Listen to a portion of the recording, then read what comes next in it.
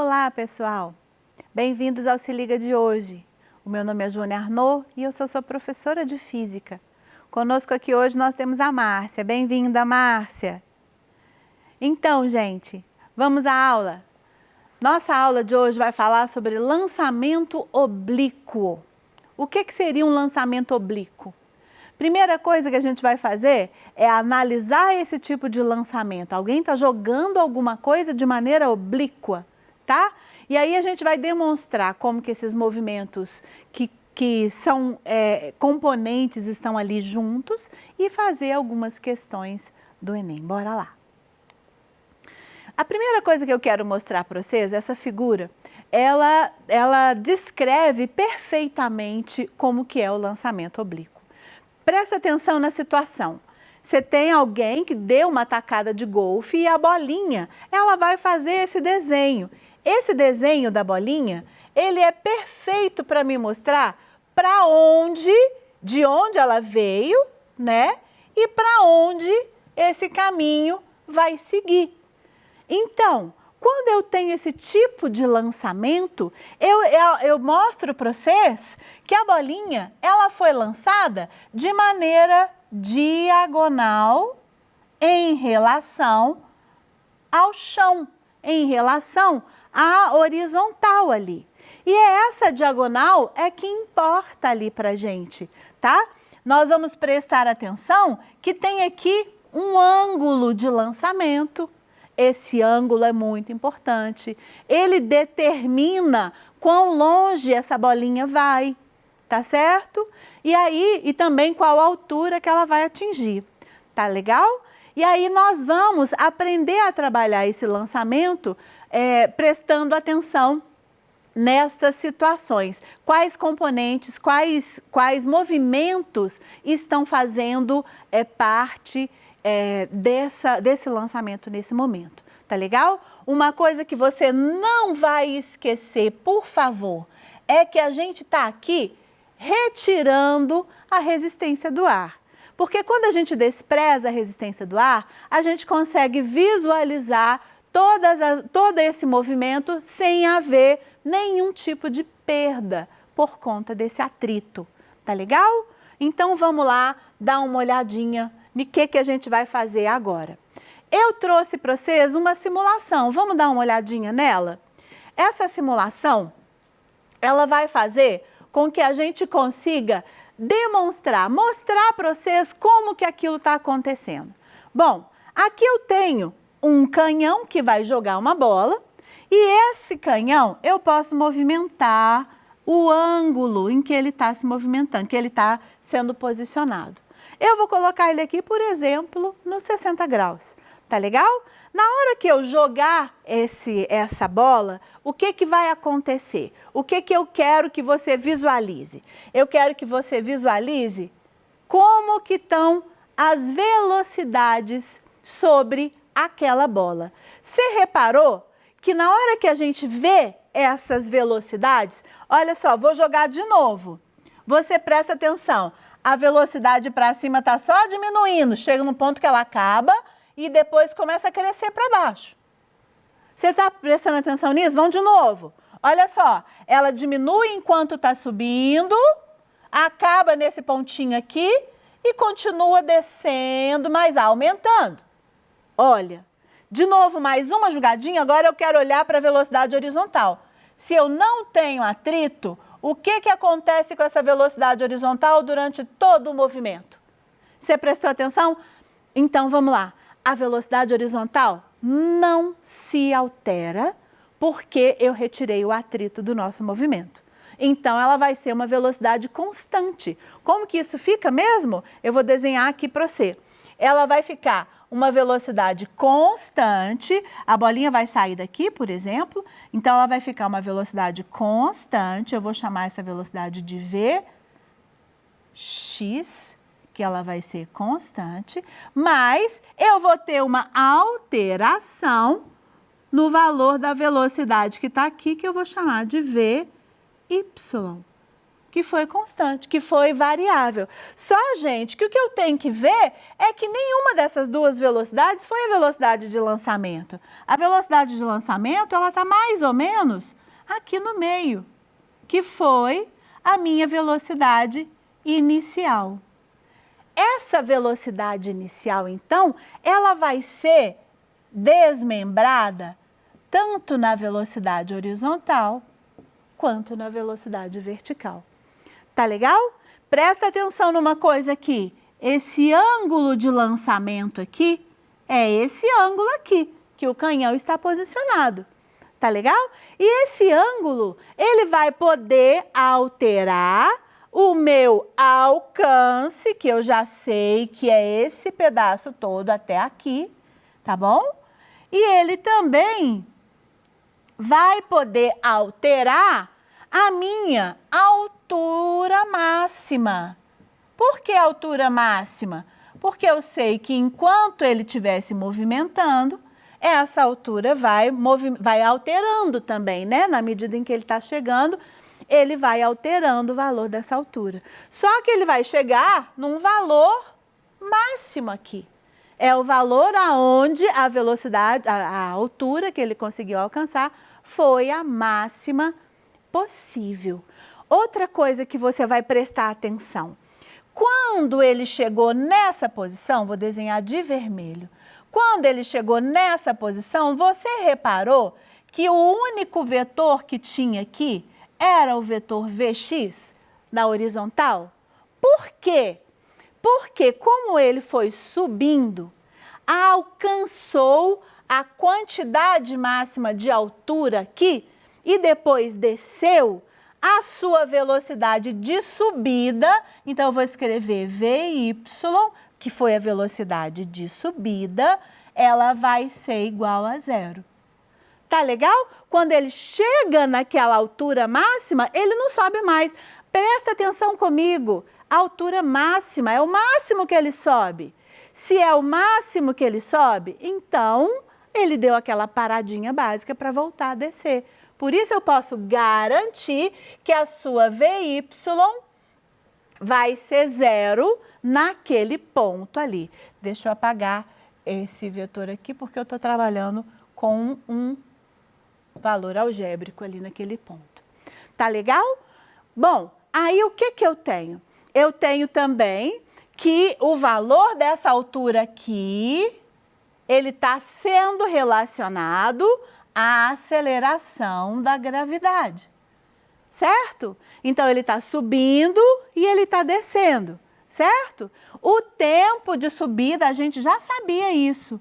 O tempo de subida de um objeto a uma determinada altura é igual ao tempo de descida daquele objeto, certo? Essas coisas a gente já viu lá na aula de aceleração da gravidade, lembra? Na aula de G, tá legal? E aí o que você vai prestar atenção? Se esse Vx aqui e esse Vy aqui, tá ficando bagunçado, né, professora? Dependem do valor do ângulo. Nós vamos ser obrigados a trabalhar com as componentes do vetor V0 no eixo cartesiano, tá? Então, o lançamento oblíquo, ele tem essa nuance de me obrigar a não trabalhar com o valor de lançamento V0, mas sim com o valor que é referente ao V0, que seria a sua componente no eixo X, e também o valor que é referente ao V0, que será a sua componente no eixo Y, tá bom?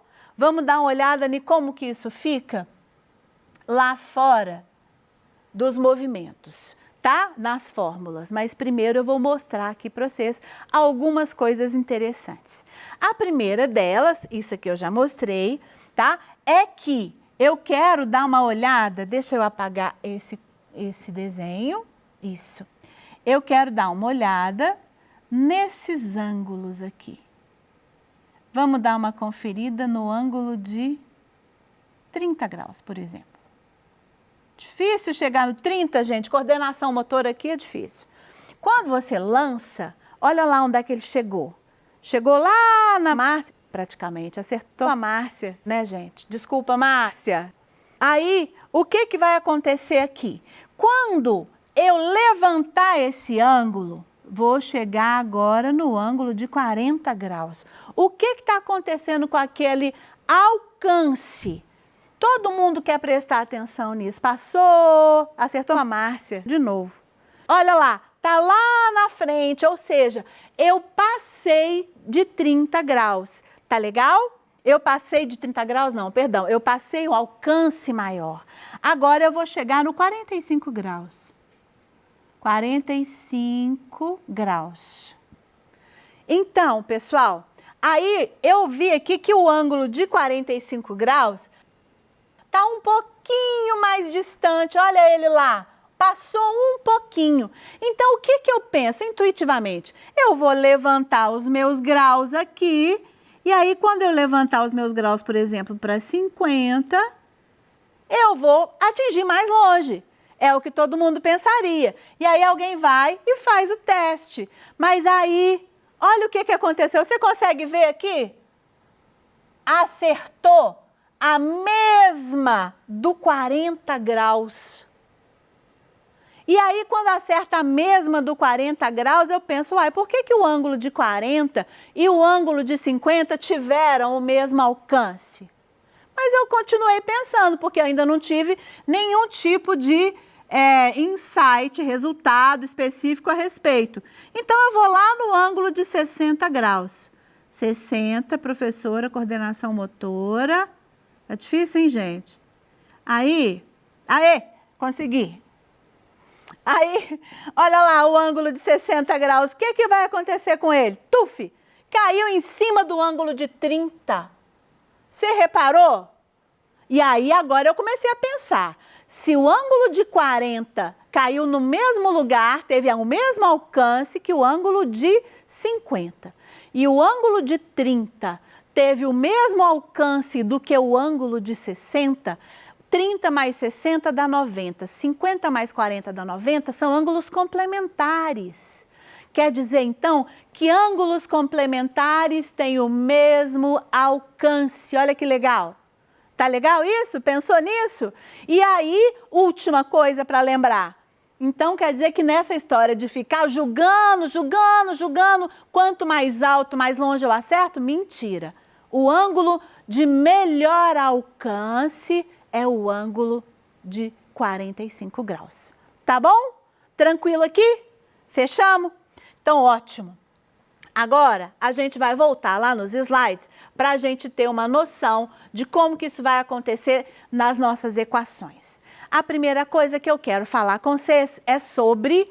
Bom, isso aqui praticamente a gente já falou tudo. Olha só, os ângulos, o ângulo de lançamento está aqui, né? O ângulo de velocidade inicial está aqui, a velocidade, perdão, o vetor da velocidade está aqui. Aqui você tem os dois componentes. Aqui você tem a velocidade inicial, a velocidade V0x, que seria o lançamento, a velocidade de lançamento. Ela vai ser constante durante todo o movimento, a gente já falou isso. A gente também já falou que a velocidade inicial, a velocidade do y vai ser 0 na altura máxima. Essas coisas foram só para você guardar. Bom, aí na hora que eu chego na fórmula é que as coisas começam a pegar, porque você vai chorar comigo, né, gente? Normal, você sempre chora comigo. Olha o que eu quero aqui. A velocidade 0y é aquela velocidade da componente que a gente já havia mostrado do vetor V0, 0x, perdão, né? Eu estava falando do 0x. Aqui. Então, eu tenho o vetor V0x e esse vetor V0x, ele vai ser a sua, eu vou usar a sua componente, né? Ele vai ser a componente do vetor V0 e é esse valor que eu vou usar aqui, ó, na equação do dx, do alcance, tá? Presta muita atenção para você não confundir isso. Você não vai usar o valor do V0, e sim o valor do V0x, tá bom? Então, é V0 vezes o valor do cosseno. Lembra que eu falei que o ângulo fazia diferença? Essa interferência aqui, ó, está no cosseno do ângulo, tá legal? Bom, continuando. Agora, no movimento variado, o que vai acontecer? Aí você vai usar a componente vertical, é aquela que está para cima, certo? Então, onde você tiver velocidade inicial, você vai usar o valor da nossa componente, tá? Isso a gente tem que guardar, tá legal? Não pode esquecer que quando for oblíquo, quando tem ângulo, tem que usar as componentes da velocidade, tá bom? Bom, vamos lá. Eu trouxe um exemplo para a gente destrinchar toda essa estrutura, tá legal? Um projétil é disparado por um canhão sobre o solo de um campo horizontal com uma velocidade de módulo 360 km por hora. Sabe-se que o vetor da velocidade inicial forma com o solo um ângulo de 70 graus. Desprezando a resistência do ar, determine. Outra coisa que eu quero falar, ângulo de 70 graus, a gente tem que lembrar que quando não é ângulo notável, 30, 60, 45, eles dão pra gente nas questões, tá? Então, você não tem que decorar todos eles, não. Bom, desprezando a resistência do ar, determine o tempo gasto pelo projétil para atingir a altura máxima, o tempo gasto pelo projétil para retornar ao solo, o alcance do projétil e a altura máxima atingida por ele. Todas aquelas que a gente tinha colocado no quadro, né? Bom, vamos lá. Primeiro passo. O que eu fiz aqui? Esse desenho, ele só vai me ajudar para eu descrever. Ah, outra coisa importante aqui, olha. Ele não disse que era 360 km por hora? Por que eu passei para metro por segundo? Para ficar mais fácil a minha conta, pessoal. Tá? Sempre metro por segundo fica mais fácil também. E outra coisa, olha aqui, a aceleração da gravidade, aqui está um menos, ela é mais aqui, ó, quando ela está para baixo. Ela está em metro por segundo quadrado, tá? Então, é melhor que você transforme a velocidade do que você transforme a aceleração, tá bom? Bora! Então, o que eu fiz aqui? Eu só multipliquei o valor de V0 vezes o cosseno que foi dado no enunciado de 70 graus, tá bom? Era 45 graus aqui, né, gente? O cosseno de 0,7 aqui é para 45 graus. Conserta aí para mim, pessoal, porque 0,7 não é 70, tá bom? É 45 graus. Bom, vamos lá. Então, aqui vai dar 70, muito bem, ok? E aí, o que você fez? Eu só multipliquei pelo seno e pelo cosseno. Por quê? Porque eu não uso V0. Lembra que eu falei com você? Eu não uso V0. Eu uso V0x e V0y, tá bom? Então, bora. O que eu tenho que fazer agora? O tempo gasto pelo projétil para atingir a altura máxima. Eu vou vir aqui na equação de velocidade para calcular o tempo. Tá bom? Eu sei que a velocidade lá na altura máxima, porque o cara pediu na altura máxima, é 0. Eu sei que a velocidade inicial eu calculei é 70. E o 10 é o da aceleração da gravidade. Então, fica muito fácil eu usar a substituição ali e determinar o valor de tempo. Tá bom? O tempo gasto pelo projétil para retornar ao solo. O que a gente falou lá na aula? Que tempo de subida é igual a tempo de descida, lembra? Toda vez que ele sobe, ele vai gastar o mesmo tempo para descer. Então, se ele gastou 7 para subir, mais o 7 que ele vai gastar para descer, vai dar 14. Tranquilo? Ok. Alcance do projétil. Presta atenção, alcance vai usar a velocidade inicial. Então, a velocidade inicial tem que ser a do horizontal, certo? Se vai ser a do horizontal, é uma daquelas que eu calculei. Lembra que eu falei que eu ia precisar dela? Então, 70. E aqui, alcance, gente, é daqui até aqui. Então, não é só metade, certo? Por isso é que eu vou usar o tempo total. Ó que beleza, 14. Tá legal? 70 vezes 14, 980. Tranquilo aqui? Beleza? Última pergunta. A altura máxima atingida pelo projétil. Bora na altura máxima? A altura máxima é H. Então, a equação grandona. V0 vezes tempo. Bora? Meio de GT2. V0 é a velocidade inicial que ele está subindo. O tempo para a altura máxima eu quero só aqui. Você concorda então que é só metade? Então por isso que eu peguei 7. Tá legal? Meio vezes a gravidade negativa, pessoal. Por que está negativo aqui? Porque se ele está subindo, é menos g. Tá tranquilo? E o 7 ao quadrado. 7 ao quadrado, parará, parará, fez a conta, 245 metros. Bom, gente, essa é a sequência. Eu espero que eu tenha conseguido ajudar vocês, tá? Agradeço muito a presença de todos vocês na aula de hoje. Muito obrigada por estarem conosco. Um grande abraço e até a próxima aula.